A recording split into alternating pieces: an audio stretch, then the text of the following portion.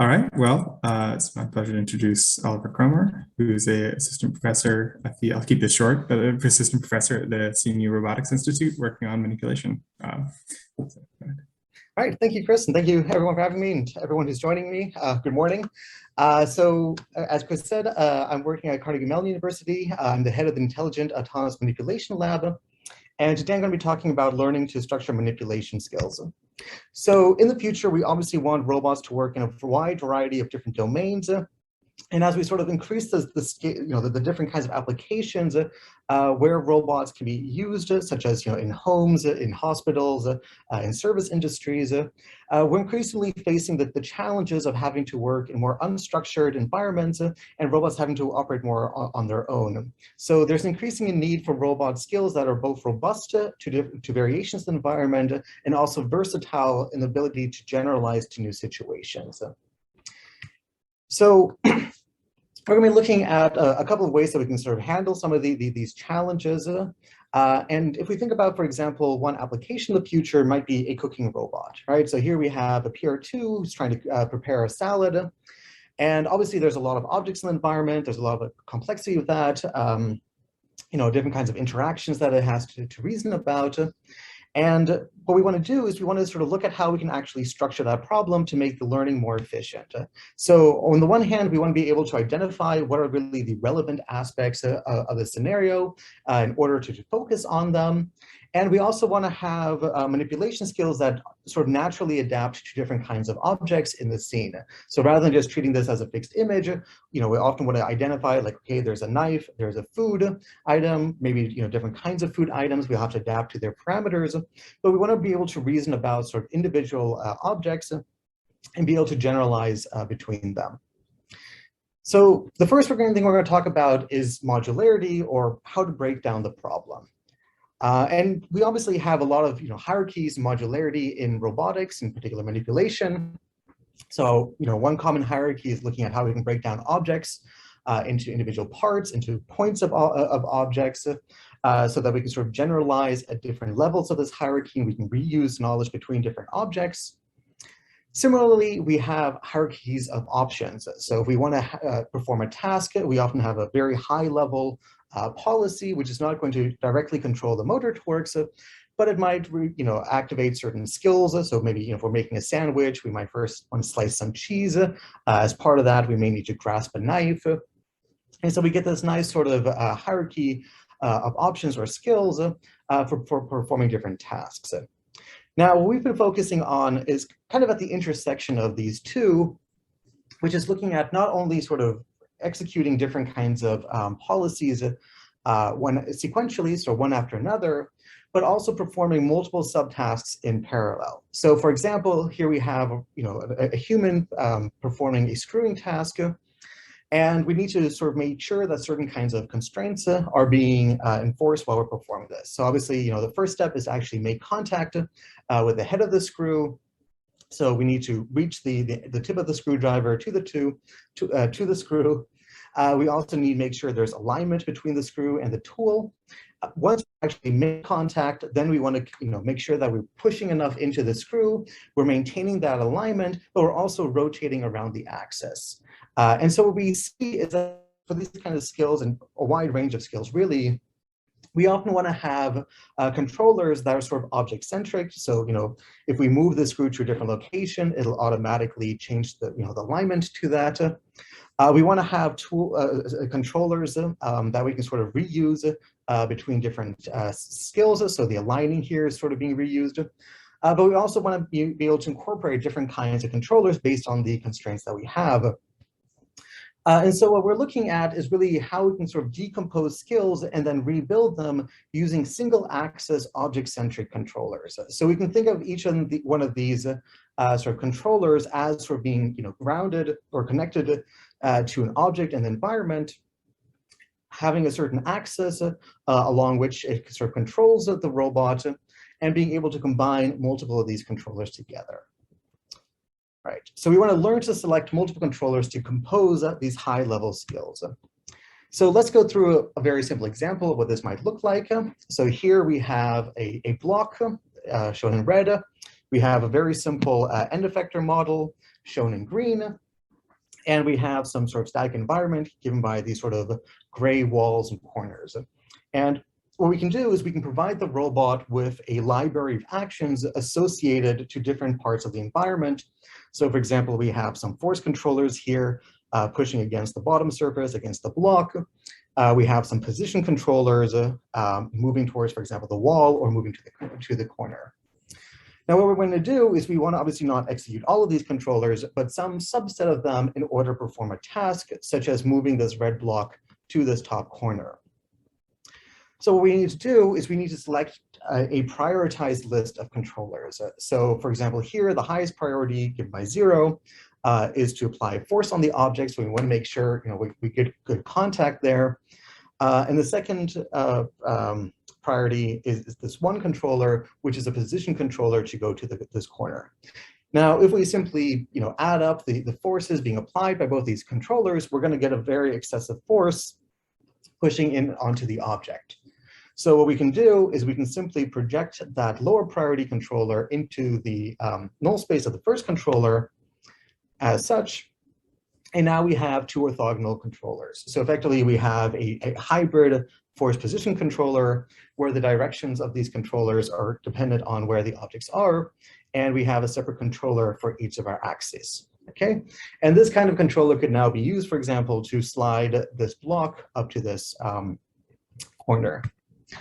We can do something very similar for orientation. So in this case, we have a gripper, which has a three-dimensional, three-axis coordinate frame. We can also specify different axes, for example, for a handle here. So for example, we have alignment between the green axis of the hand and one of these green axes of the handle, or the blue and the blue might be aligned, or the red and the red. And again, we can select a prioritized list of controllers, and then always project the lower priority controllers into this null space of the higher higher priority one in order to make sure that they don't interfere, but that we can combine them in different ways in order to sort of get different kinds of skills. So given a set of task controllers and a method for combining them using this sort of null space projection, the question is, how do we actually choose this prioritized list? And so this is where we've been sort of looking at learning a policy for selecting which kinds of controllers to utilize at every time step, or every n time steps, I should say. So if we do this very naively, we get a kind of this combinatoric explosion of controllers. So, if we're trying to select even just 3 controllers out of 20, this is going to give us a space of 6,000 or almost 7,000 controllers. And obviously, trying out each one of these individually is not going to be very efficient. So we need a way that we can do this more efficiently, where we sort of allow the system to share information between different kinds of controllers and be able to reason about, okay, this is generally a good controller to have for high priority. And given the fact that I've chosen these other ones, this one is also a good one for sort of low priority. So we do this by defining our problem as an expanded MDP. So rather than choosing all 3 of the controllers sort of directly in parallel, what we do is we make it a sequential choice. So the robot first chooses the first controller. That controller then gets added to the state space for the subsequent controller selections. We can compute the value of the different controllers, so we can sort of more efficiently share information between them. And only once we've actually selected all 3 of the controllers do we execute it for the next 10 time steps before choosing another set of controllers to execute. With this framework, we can actually learn the sort of this policy for combining and selecting different controllers using off-the-shelf approaches such as PPO. And we looked at different ways of sort of encoding the state of which controllers we've chosen, such as one-hot encoding or a n-hot encoding. So for our evaluations, we looked at a couple of different tasks. So we had some sort of toy tasks looking at moving a block into a slot or pushing a block up a wall. We also looked at opening doors and screwing in screws, as we saw before. So again, in each one of these, we provide a library of controllers, such as moving towards different items or objects in here, rotating around different axes, applying forces into different directions. And we can also sort of vary, the environment by having, different locations of walls, different locations of handles, and different, force requirements and stuff like that. So here you can see the performance across these different tasks for different kinds of controllers. So we have a very simple, sort of naive end effector controller where we aren't explicitly reasoning about in the objects in these low-level controllers. We have a couple of different baselines looking at just a single controller or trying to do all combinations. As you can see, in some cases, this simply doesn't work. It just becomes too much. And then at the end here, we have our expanded MDP approach, which allows us to share that information. And as you can see, we sort of get very high success rates using these approaches. We can also see this here on the real robot. So you can see it's sort of moving towards the object. At that point, it grasps it. All of the different controllers except for the end effector space directly, learn to perform this task. Obviously, having this object-centric controllers also provides a lot of prior structure in how to explore the environment and reach to different locations. So that definitely helps as well. You can see that we get fairly good with also one controller. So in this case, having one controller at a time works fairly well. So you don't actually have to do too much of this sort of null space projection. But if we go for something like the hex key, where you really need to make sure that you're pushing down on the object while you're rotating, in that case, it becomes increasingly important that we have this sort of combination of different controllers running at the same time. And here you can see how that sort of performs with different sized screws. So we have a small screwdriver, big screwdriver, and a medium screwdriver. All right, and so the key idea I would say of this project was this idea of sort of having sort of modularity within individual skills, so that we can reuse controllers. And also having this idea of sort of task axis controllers that we can then combine different ways and that automatically adapt to the locations of different objects. We've also been expanding this to sort of, focusing on specific key points and identifying key points from visual information, but I won't be going into too much detail of that right now. The other part that I want to talk about, in addition to modularity, is the idea of scope, or the question of what to learn or what to consider when we're learning. And if you think about, the cooking example, that was really about, taking that complicated scene and really focusing in on those individual objects that are going to be relevant for this task. And I always like to think about this in sort of a intuitive physics manner. So obviously we want to have, simple models of our world, which are going to allow us to learn skills more efficiently, or different kinds of models. And one example I really like about this is the idea of playing basketball, right? So I'm guessing we have a variety of different skill levels for playing basketball in this workshop. I'm not particularly good, but I can kind of imagine, what a bouncing ball is going to interact like. So here we have an environment. Obviously, we have the basket, the hoop. We also have, some trees in the background. So, this playground, which has lots of different elements to it. And the question is, what is actually relevant to learning this kind of a skill of shooting a hoop? And so, in our head, we can, we probably can't sort of imagine our way to becoming, NBA superstars. Just sitting around and thinking about basketball is not going to allow us to really identify, master the skill of basketball, but it can give us a lot of information about the structure, right? So we can imagine throwing a basketball and it bouncing off of the backboard, going into the hoop, or just directly going into the hoop. But in general, it's very unlikely that anything that we do for performing this task is going to involve this sort of background objects. And so if we move the trees around or, change the size of the playground, it's really not going to help us, in any way for this kind of task. And so even with a very simple model, we can make that kind of a reasoning and identify the relevant objects. And that's really what we've been focusing on in this sort of project that I'm going to talk about here, is the idea of sort of trying to identify what are the relevant features for performing a task. Often this is sort of, currently given to the robot by a human, but you can think of it as follows. So we're going to learn some kind of a neural network. We have some context features from our environment. These might be the locations, the sizes, the colors of different objects.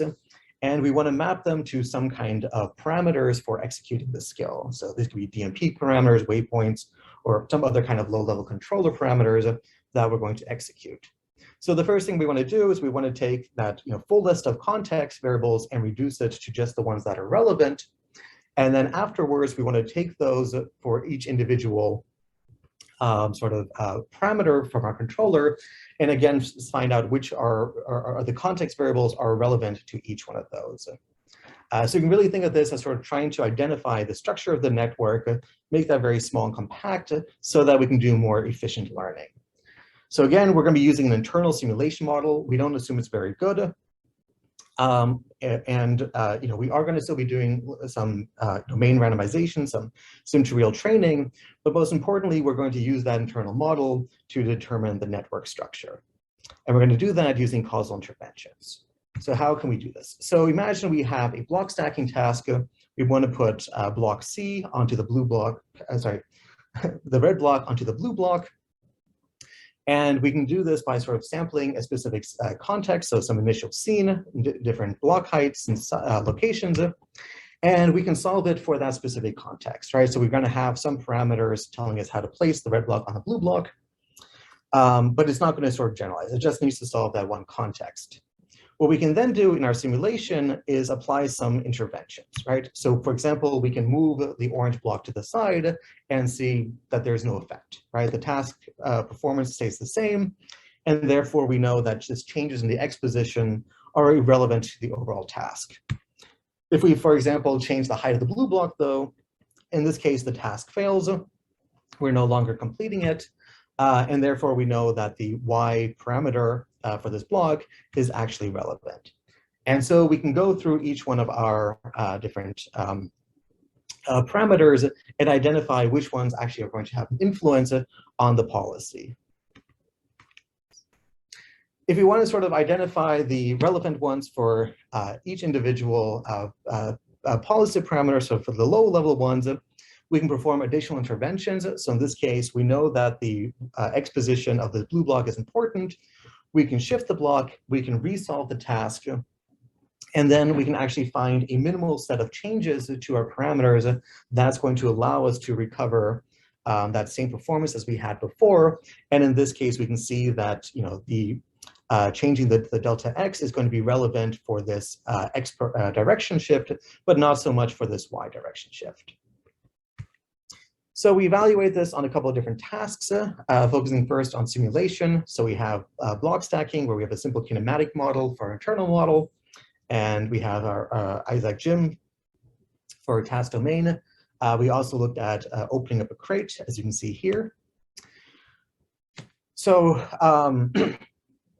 the key sort of insights are that if we do this sort of reduction of the MLP or this partitioning, we do get better performance improvement. So we get sort of higher zero-shot transfers, and we also sort of we can sort of learn or improve the policy more efficiently using the sort of smaller policies.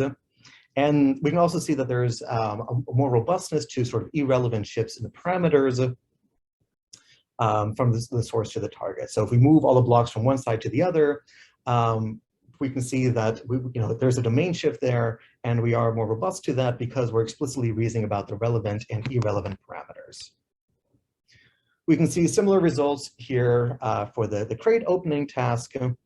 Again, we have a lot of irrelevant objects here. It's identifying that most of these objects are irrelevant and focusing on the more relevant ones. And if we have things such as a higher stiffness, then that's also going to sort of improve our performance using the sort of reduced MLP. And we can also see this on the real robot here. So here we have on the left the full context, so taking consideration all the parameters. On the right, we have the partitioned one. And as you'll see, the partition one, it's sort of only reasoning about individual, two of the blocks in this environment. There's a lot less chance for it to sort of become confused by changes in these other objects that are not really relevant to the task. And as such, it sort of performs more robustly, whereas with the full context, it's easy to be off by a couple of centimeters because maybe the green one was not where I was expecting it to be. And so this sort of more explicit object representation or object reasoning allows to perform more robustly. I'd like to thank all of my students and all of our sponsors who supported this research. And yeah, with that, I'm at the end of my talk. I do want to give a couple minutes just